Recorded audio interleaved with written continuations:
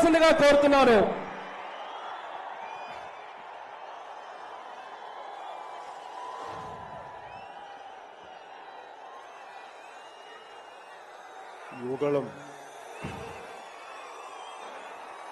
యువగళం సభకి ఆహ్వానించిన జాతీయ అధ్యక్షులు కింజరాపు అచ్చెన్నాయుడు గారికి, రాష్ట్ర తెలుగుదేశం అధ్యక్షులు కింజరాపు అచ్చెన్నాయుడు గారికి, తెలుగుదేశం జాతీయ అధ్యక్షులు శ్రీ నారా చంద్రబాబు నాయుడు గారికి, యువ నాయకులు, తెలుగుదేశాన్ని ముందు తరంకి నడిపిస్తున్న యువ నాయకులు శ్రీ నారా లోకేష్ గారికి, వేదిక పైనున్న తెలుగుదేశం పెద్దలకి, తెలుగు మహిళలకి, తెలుగుదేశం కార్యకర్తలకి, తెలుగుదేశం నాయకులందరికీ పేరు పేరున నా హృదయపూర్వక నమస్కారం. ఈ వేదిక పైన ఉన్న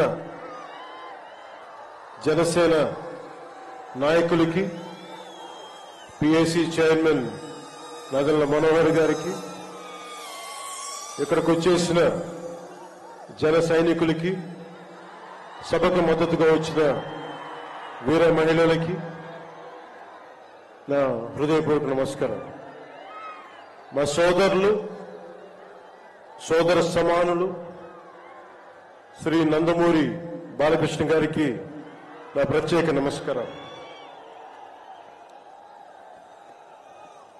ఈ సభని, యువగళాన్ని సభ ఇలా జరుగుతుంది, నన్ను ఆహ్వానించాలని ప్రతిపాదన వచ్చినప్పుడు నేను నాదెళ్ల మనోహర్ గారికి ఒకటి చెప్పాను. 220 రోజుల పైచిలుకు పాదయాత్ర చేసి 3000 కిలోమీటర్ల పైగా నడిచి 97 నియోజకవర్గాలు ప్రత్యక్షంగా అక్కడున్న ప్రజల కష్టాలన్నీ, సాధక బాధలు తెలుసుకొని, ఇది లోకేష్ గారి రోజు, ఇది ఆయన రోజున ప్రత్యేకించి ఆయనే ఉండాలి తప్ప ఇంకా వేదిక పైన నేను ఉండడం సబబా అంటే కాదు, మీరు ఖచ్చితంగా ఉండాలి అని లోకేష్ గారు మనస్ఫూర్తిగా నన్ను ఆహ్వానిస్తే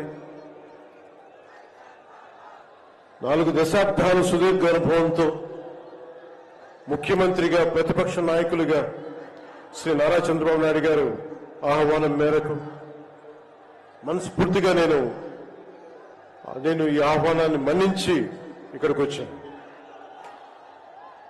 పాదయాత్ర జగన్ గారి పాదయాత్ర లాంటిది కాదు, ఇది బొగ్గలు నిమిరే పాదయాత్ర కాదు, ఇది కష్టాలు తెలుసుకున్న పాదయాత్ర, మాటలతో ఉన్న పాదయాత్ర కాదు, చేతలతోటి చూపించే పాదయాత్ర. అలాంటి పాదయాత్రని చేసిన లోకేష్ గారికి మనస్ఫూర్తిగా నా ధన్యవాదాలు తెలుపుకుంటా ఉన్నాను. ఒకసారి నాకు పాదయాత్ర చేస్తున్నప్పుడు చాలా అసూయ ఉంటుంది. నేను నడుద్దామంటే నాకు నడవనిచ్చే పరిస్థితి ఉండదు. పాదయాత్ర వల్ల చాలా అనుభవాలు ఎదురవుతాయి. చాలా మందితో సాధక బాధలు తెలుసుకోవచ్చు, కష్ట సుఖాలు పంచుకోవచ్చు. అలాంటి అవకాశం నాకు లేనందుకు ఈరోజు నాకు చాలా బాధగా. అలాంటి నాకు రాని అవకాశాన్ని లోకేష్ గారు దిగ్విజయంగా చేయటం, పూర్తి చేయడం నాకు చాలా ఆనందంగా ఉంది. మన ఆంధ్రప్రదేశ్ స్ఫూర్తి భారతదేశానికి చాలా కీలకమైనది. ఈ రోజున భాషా ప్రయుక్త రాష్ట్రాలు ఏర్పడ్డాయి అంటే పుట్టి శ్రీరాములు గారి బలిదానం, త్యాగ ఫలితం. ఆయన స్ఫూర్తి వల్ల ఈ రోజున మనకి భాషా ప్రయుక్త రాష్ట్రాలు ఏర్పడ్డాయి. సో భారతదేశానికి మనం చాలా స్ఫూర్తినిచ్చిన నేల ఇది. అలాగే ఐఏఎస్లు ఐపీఎస్లు ఉమ్మడి ఆంధ్రప్రదేశ్కి రావాలని ఉవ్విళ్ళూరేవారు. ఈ ఐఏఎస్ అకాడమీల్లో, నైనిటాల్లో ఉండే అకాడమీస్లో ప్రతి ఐఏఎస్ అధికారి చెప్పేది ఆంధ్రప్రదేశ్ ఒక మోడల్ స్టేట్, అది అక్కడికి వెళ్ళాలి. ఈ రోజున అలాంటి ఆంధ్రప్రదేశ్ ఎందుకు వెళ్ళకూడదో ఆ మోడల్ కింద అయిపోయింది ఈ జగన్ గారి నాయకత్వంలో. నేను చంద్రబాబు గారు జైల్లో అన్యాయంగా పెట్టినప్పుడు నాకు చాలా బాధ కలిగింది.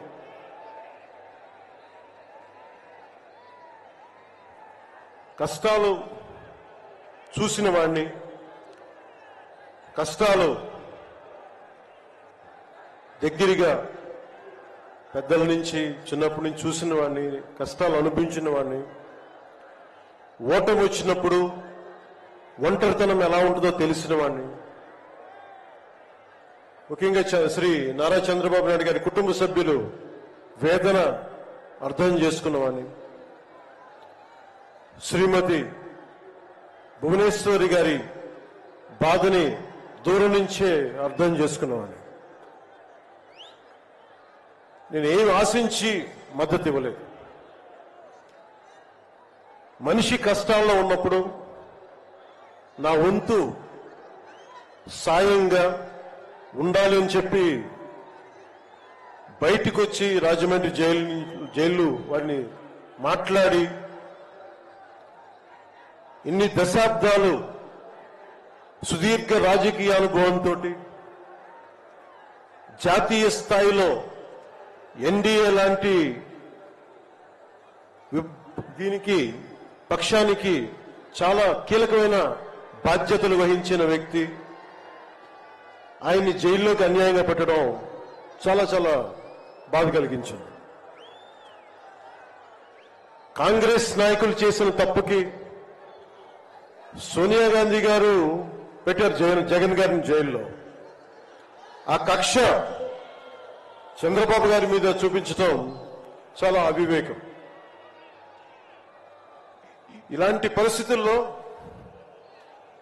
రాష్ట్ర విభజన జరిగినప్పటి నుంచి 2014 నుంచి విభజన జరిగినప్పటి నుంచి ఈ రోజున హైదరాబాద్ రాజధాని ఆంధ్రప్రదేశ్కి తెలంగాణకి ఉమ్మడిగా అభివృద్ధి చేసిన రాజధాని. మనకి రాజధాని లేకుండా విభజన జరిగి సరైన పంపకాలు లేకుండా విభజన జరిగి ఇలాంటి కష్ట సమయంలో నేను ఆ రోజున తెలుగుదేశం పార్టీ, భారతీయ జనతా పార్టీకి సంయుక్తంగా నేను పోటీని విరమించుకొని మరీ మద్దతు ఇచ్చాను. దానికి కారణం కూడా ఒక దశాబ్దం పాటు ఒక పార్టీని నడపాలి అంటే చాలా బలమైన అనుభవం ఉండాలి.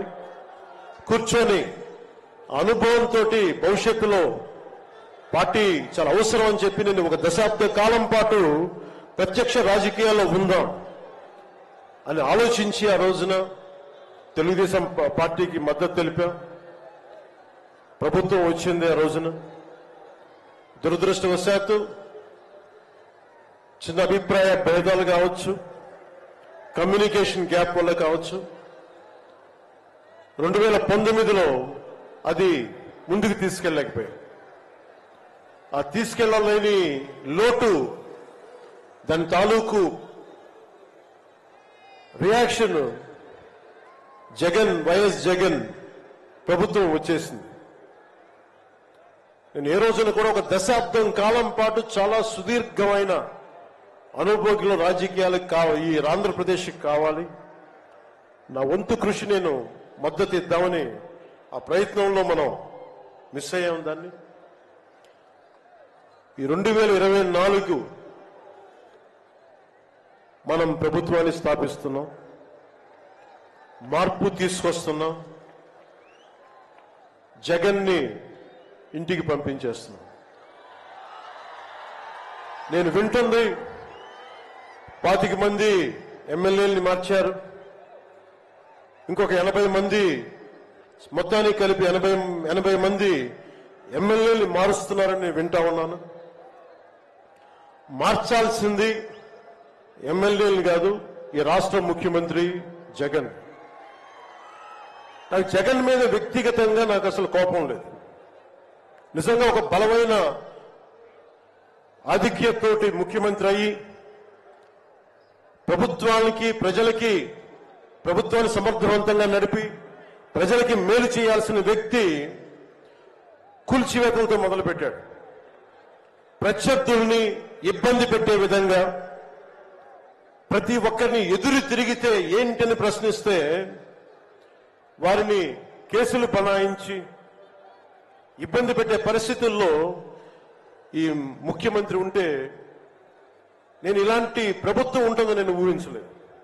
ఆయన స్వయంగా ప్రమాణ స్వీకారానికి నన్ను ఆహ్వానించినప్పుడు వారికి ఒకటే తెలియజేశాను, మీరు చాలా సమర్థవంతంగా పరిపాలించండి, ప్రజలకి మేలైన ప్రభుత్వం ఇవ్వండి, మేము ఒక పార్టీగా ప్రజల పక్షాన్ని వహించి సద్విమర్శే చేస్తాం అని అంటే చెప్పి ఆయనకి నా శుభాకాంక్షలు తెలియజేశాను. కానీ దురదృష్టవశాత్తు ఈ వ్యక్తికి కక్ష సాధింపు వ్యక్తి, ఎవరో ఒక మాట అనకూడదు, ప్రజాస్వామ్యం అనే ఒక పదానికి విలువ తెలియదు, ఏదైనా మాట్లాడితే దాడులు చేయించడం, చాలా నీచంగా తిట్టించడం, ఇన్ని దశాబ్దాల ఆంధ్రప్రదేశ్ రాజకీయ చరిత్రలో ఏ ఒక్క నాయకులు కూడా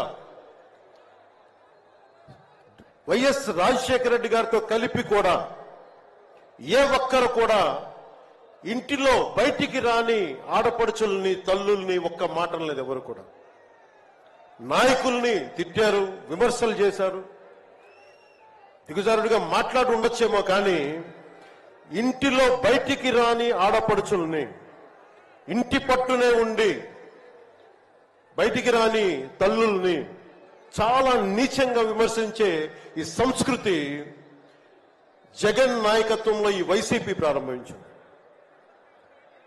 ఎంతమంది కన్నీళ్లు పెట్టుకున్నారు, ఎంతమంది స్త్రీలు బాధపడ్డారు. ఒకటే అనిపిస్తే ఈ వ్యక్తికి అడగాలనిపించినప్పుడు ఇంట్లో ఉన్న తల్లికి చెల్లికే విలువ ఇవ్వనేవాడు మన ఇంట్లో ఉన్న ఆడపడుచులకి ఏం గౌరవిస్తాడు? ఇంట్లో తల్లికి చెల్లికి విలువ ఇవ్వనేవాడు 30,000 మంది ఆడపిల్లలు అదృశ్యం అయిపోతే ఏం పట్టించుకుంటాడు?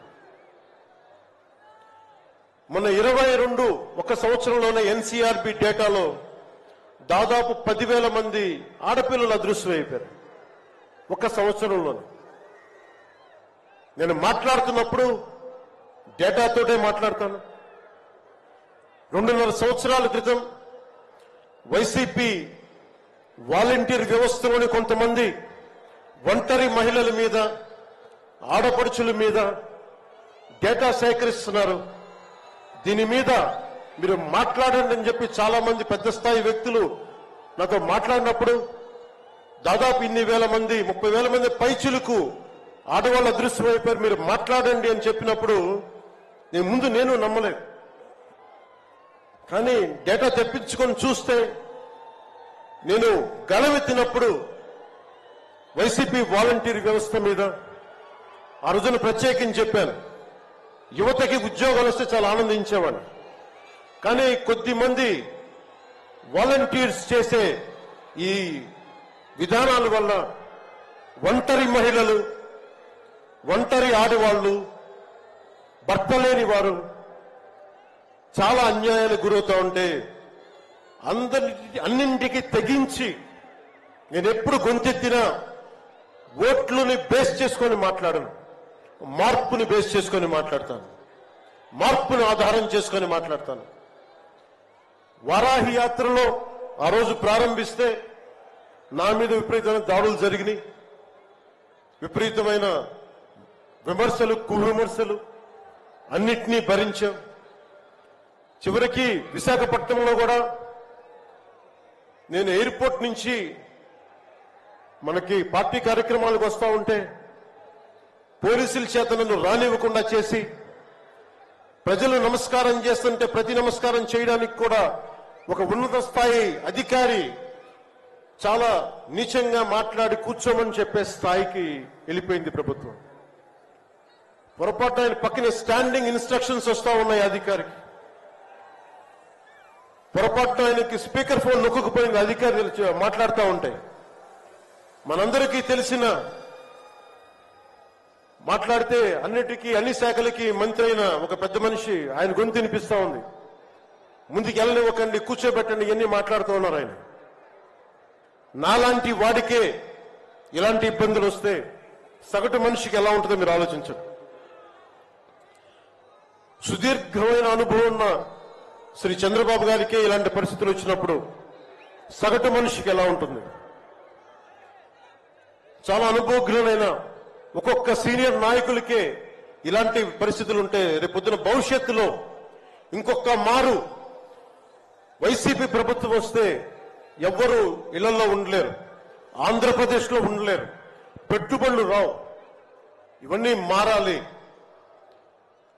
నేను 2021లో ఇప్పటం సభలో వైసీపీ వ్యతిరేక ఓటు చీలనివ్వను. దానికి నాకేదో అద్భుతాలు జరుగుతాయని కాదు, కానీ నిజంగా యువత భవిష్యత్తును దృష్టిలో పెట్టుకొని, మహిళల భద్రతను దృష్టిలో పెట్టుకొని, మనకి వ్యాపారస్తుల పెట్టుబడులను దృష్టిలో పెట్టుకొని, సంక్షేమాన్ని దృష్టిలో పెట్టుకొని ఈ వైసీపీ ప్రభుత్వం మారాలి. వైసీపీ వ్యతిరేక ఓటు అన్ని కలిపి ఏకతాటిపై ఒక ప్లాట్ఫామ్ పైన రావాలని చెప్పి ఆ రోజు నేను కన్నా కోరిక, నా ఆలోచన ఈ రోజున మన ఉత్తరాంధ్రలో యువగలంలో ఈ విధంగా కనిపిస్తున్నప్పుడు ఒకవైపు తెలుగుదేశం నాయకులు, ఇంకోవైపు జనసేన నాయకులు, దానికి మద్దతుగా మీరందరూ రావడం నాకు నిజంగా చాలా ఆనందం కలిగిస్తుంది. మనం ఈ రోజున ప్రారంభించిన యాత్ర, ఈ రోజున ప్రారంభిస్తున్న ఈ క్షణాలు ఆంధ్రప్రదేశ్ భవిష్యత్తుని నిర్దేశించే క్షణాలు. ఆంధ్రప్రదేశ్ భవిష్యత్తుని మనకి చాలా బలంగా నిర్దేశించే క్షణాలు. ఈ రోజున నేను భారతీయ జనతా పార్టీ, నరేంద్ర మోదీ గారి నాయకత్వంలోని భారతీయ జనతా పార్టీ అలయన్స్ లో ఉండి కూడా అందరూ అనుకుంటా ఉన్నారు, ఎలాగ మాట్లాడావు, మోసం చేశావు భారతీయ జనతా పార్టీ. చాలా మంది, కొంతమంది మాట్లాడుతూ ఉంటే వైసీపీ నాయకులు, వారందరికీ నేను సభాముఖంగా తెలియజేస్తున్నాను, ఆంధ్రప్రదేశ్ పరిస్థితులు ప్రత్యేకంగా నేను జాతీయ స్థాయి నాయకులకు వివరించాను. వారికి వివరించి నాకు వేరే దారి లేదు. నాకు రోడ్డు మీద తిరుగుదామంటే కేసులు పెడతా ఉన్నారు, ప్రజాస్వామ్యబద్ధంగా గళ విప్పుదామంటే కేసులు పెడతా ఉన్నారు, వ్యవస్థల్ని నిర్వీర్యం చేస్తా ఉన్నారు. ఒక చిన్నపాటి సినిమా టికెట్లకు కూడా కూర్చోబెట్టి మొత్తం చీఫ్ సెక్రటరీ దగ్గర నుంచి ఎంఆర్ఓల దాకా వాడి ప్రజా వ్యవస్థలను దుర్వినియోగం చేస్తా ఉన్నారు. నాలాంటి వాడికి సమస్యలు ఉన్నప్పుడు భవిష్యత్తులో ఆంధ్రప్రదేశ్ అంధకారానికి గురవుతుంది. దయచేసి మీరు ఈ గఠబంధన్ని, ఈ పొత్తుని మీరు మనస్ఫూర్తిగా మీ బ్లెస్సింగ్ కావాలి అని చెప్పి నేను అమిత్ షా గారికి తెలియజేశాను. నేను వారు ఎంతవరకు ఒప్పుకుంటారో నాకు తెలియదు, కానీ నా మొదటి ఆఖరి ప్రయత్నం కూడా ఆంధ్రప్రదేశ్ భవిష్యత్తు బాగుండాలి అంటే ఎక్కడి నుంచి మనుషులు రారు, మన భవిష్యత్తుని మనమే నిర్మించుకోవాలి, మనమే కొట్లాడాలి. అలాంటి ఆంధ్రప్రదేశ్ భవిష్యత్తుకి వైసీపీకి నాయకులు అందరని చెప్పట్లేదు, కానీ గూండాగర్దీ చేసేవాళ్ళు, క్యారెక్టర్ అసాసినేషన్ చేసేవాళ్ళు, ఆడపడుచుల్ని అగౌరవపరిచేవాళ్ళు, వీరందరికీ సభాముఖంగా చెప్తున్నాం, ఇది ఈ రోజున మేము ఎన్నికల పొత్తు చాలా కీలకమైంది. మనం కనుక ఈ పొత్తు పెట్టుకోకపోతే భవిష్యత్తులో రోడ్ల మీదకి వచ్చి కర్రలు కత్తులు పట్టుకొని వైసీపీ గూండాలతో కొట్లాడాల్సి వస్తుంది. నేను కేంద్రంలో ఇదే చెప్పాను. ఈ రోజున కనుక మనం ఈ పొత్తును పెట్టుకోకపోతే నాతో సహా వైసీపీ గూండాలని ఎదుర్కోవడానికి ఒక కర్ర కత్తో పట్టుకొని మేము కూడా రోడ్ల మీదకి వచ్చి మేము వీధి గొడవలు క్రియేట్ చేసుకు మేము రక్షించుకోవాల్సి వస్తుందని చెప్పి నేను ప్రత్యేకించి కేంద్ర నాయకత్వానికి చెప్పాను. ఎందుకంటే భవిష్యత్తులో ఇంకొకసారి వైసీపీ వస్తే నేను 2019లో కూడా చెప్పాను, ప్రతి కొండని కోనని వీళ్ళు దోచేసుకుంటారని. వీరికి ప్రజాస్వామ్యం మీద గౌరవం లేదు వీరికి. అందుకని ప్రత్యేకించి ఈ పొత్తుని సాధ్యమైనంత ఎక్కువ కాలం ఉంటే ఆంధ్రప్రదేశ్ భవిష్యత్తు నిలదొక్కునే వరకు ఇది ఉండాలి పొత్తుని మనస్ఫూర్తిగా నేను ఆకాంక్షిస్తున్నాను.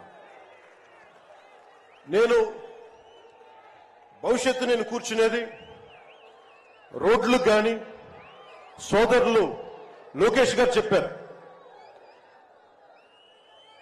జనసేన ఆలోచన విధానంతో మేమందరం మాట్లాడుకున్నాం. భవిష్యత్తులో ఉమ్మడి మేనిఫెస్టో కూడా రిలీజ్ చేస్తాం. దాంట్లో ముఖ్యంగా నేను చెప్పదలుచుకుంటుంది ఇన్ఫ్రాస్ట్రక్చర్, రోడ్లు కానీ హెల్త్ కేర్ కానీ, primary health care centres, secondary health care centres, tertiary health care centres, అలాగే మనకి యువతకి ఉపాధి అవకాశాలు, గవర్నమెంట్ ఎంప్లాయీస్ కి సిపిఎస్ రద్దు మీద ఎలాంటి నిర్ణయం తీసుకోవాలి, రెబీరో గారు పెట్టినట్టుగా పోలీస్ రిఫార్మ్స్ ఇంప్లిమెంటేషన్, అలాగే టీచర్లకి ఉద్యోగాల భర్తీ, రైతులు, కౌలు రైతులు, ఉద్యానవన రైతులు, సెరికల్చర్ రైతులు, ఆక్వా రైతులకి లాభసాటిగా ఎలా ఉండాలి, ప్రభుత్వ పాఠశాలలు, సంక్షేమ హాస్టల్ స్థితిగతుల్ని ఎలాగ మార్చాలి, అంగన్వాడీ కార్యకర్తలకు ఎలాగ అండగా ఉండాలి, పంచాయతీల్ని ఎలా బలోపేతం చేయాలి, మత్స్యకారులకి, గిరిజనులకి, దళితులకి ఎలాంటి పథకాలుంటే వారి జీవితాలు మరింత మెరుగవుతాయి, అలాగే చేనేత కార్మికులకి ఎంత అండగా ఉండాలి, వైద్యం అందుబాటులోకి ఎలా తీసుకురావాలి, సంఖ్యాబలం లేని బీసీ కులాలకి ఎంత అండగా ఉండాలి, వీటన్నిటి మీద చాలా లోతైన ఒక ఎక్సర్సైజ్ చేస్తా ఉన్నాం. దీన్ని బేస్ చేసుకొని ఒక ఉమ్మడి కార్యాచరణకు, ఉమ్మడి ప్రణాళిక నారా చంద్రబాబు గారు మేము కలుసుకొని వచ్చే ఇలాంటి పెద్ద సభలో, రానున్న పెద్ద సభల్లో ఒకటి సంయుక్తంగా దీన్ని రిలీజ్ చేస్తాం. ఈరోజు నేను ప్రత్యేకించి నా మాటని, ఇది లోకేష్ గారి రోజు కాబట్టి, ఆయన కష్టపడి ఆయన రోజు కాబట్టి నేను నా ఉపన్యాసాన్ని కుదించే మాట్లాడుతున్నాను. ముగింపు వాక్యాలుగా నేను మాటకి, మైత్రికి చాలా విలువనిస్తాను. కష్టాలు వస్తే ఒంటరితనం ఎలా ఉంటుందో అనుభవం ఉన్నవాణ్ణి. తెలుగుదేశం ఆది నాయకులు కొండంత కష్టంతో ఉన్నప్పుడు వారు, వారి కుటుంబం, వారి పార్టీ కార్యకర్తలు, వారి పార్టీ నాయకులు మీరు కొండంత కష్టంలో ఉన్నప్పుడు నేను అర్థం చేసుకున్నవాణ్ణి. వ్యక్తి ప్రయోజనాలు, వర్గ ప్రయోజనాలు, పార్టీ ప్రయోజనాలు అన్నిటినీ దాటి ఒక తోటి మనిషిగా, ఒక సాటి మనిషిగా నేను మీకు అండగా నిలబడ్డాను. దాన్ని ఏమి ఆశించి చేయలేదు. నేను ఆశించిందల్లా 5 కోట్ల మంది ఆంధ్రప్రదేశ్ ప్రజల భవిష్యత్తుకి బలంగా నిర్మించడానికి మనం సంయుక్తంగా కలిసి రావాలని ఒక ఆలోచన తప్ప నేను ఏ ఆలోచన పెట్టుకోలేదు. ఈ మైత్రి, ఈ స్ఫూర్తి అందరూ సమిష్టిగా వచ్చే చాలా సంవత్సరాల వరకు దీన్ని కాపాడుకోవాలని ఆశిస్తూ నా ఉపన్యాసాన్ని ముగిస్తున్నాను. మీ అందరికీ పేరు పేరున ధన్యవాదాలు తెలుపుకుంటూ ఇందాక లోకేష్ గారు చెప్తున్నట్టుగా హలో ఏపీ చెప్పుకుందాం ఒకసారి. Hello AP, hello AP. వైసీపీకి బాయ్ బాయ్ చెప్తాం. మన ప్రభుత్వాన్ని స్థాపించుకుందాం, భవిష్యత్తు నిర్మించుకుందాం అని తెలియజేసుకుంటూ మీ అందరికీ పేరు పేరున ధన్యవాదాలు తెలుపుకుంటూ తెలుగుదేశం జనసేన మైత్రి వర్ధిల్లాలి, ఇది చాలా అద్భుతంగా సాగాలని మనస్ఫూర్తిగా కోరుకుంటూ దీనికి బీజేపీ అధినాయకత్వం సంపూర్ణమైన ఆశీస్సులు అందజేస్తారని మనస్ఫూర్తిగా ఆకాంక్షిస్తూ సెలవు తీసుకున్నాను. జై హింద్. పవన్ కళ్యాణ్ గారి నాయకత్వం, పవన్ కళ్యాణ్ గారి నాయకత్వం, పవన్ కళ్యాణ్ గారి నాయకత్వం. ధన్యవాదాలు పవన్ కళ్యాణ్ గారు. తరువాత సభ నడిపించవలసిందిగా పయ్యాల కేశవ్ గారు